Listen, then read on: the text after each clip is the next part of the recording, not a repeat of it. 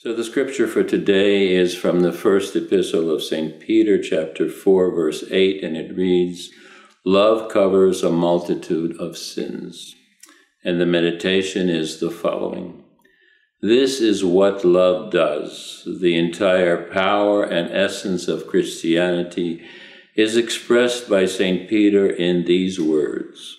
Christian love does not dwell on the failings of others, it covers them. We all have our faults, our peculiarities that are unpleasant for others, and we encounter them at every step in our daily lives. Life would be unbearable if we were to take into account every eruption of dissatisfaction, every outburst of impatience demanding an explanation and apology for every insult. In that case, family relationships would become impossible.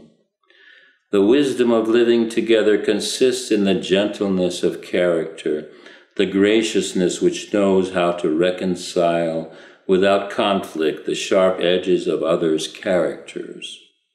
Love covers sins, looking for and finding excuses for them.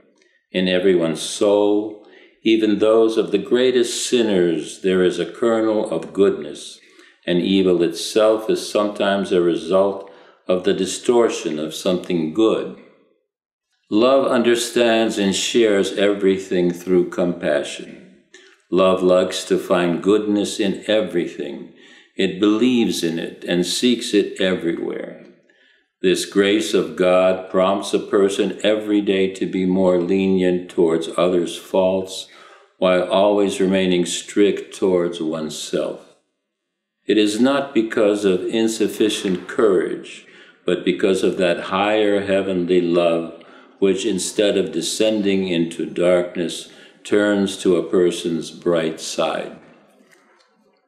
So love forgives even hardness of heart and excuses the one who condemns. The hardest task of love is to forgive the lack of it in others, to pardon intolerance, to forgive someone who does not know how to forgive. There is no more moving and wonderful sight in the world than a love which acts as a screen against the greatest of crimes, which is the lack of love. Christ so loved that being maligned, he did not malign, as the scripture says. Nothing could shake or weaken in him, even for a minute, the force of love expressed in the words to lay down one's life. Let us remember that true, unwavering love comes not from us, but only from him.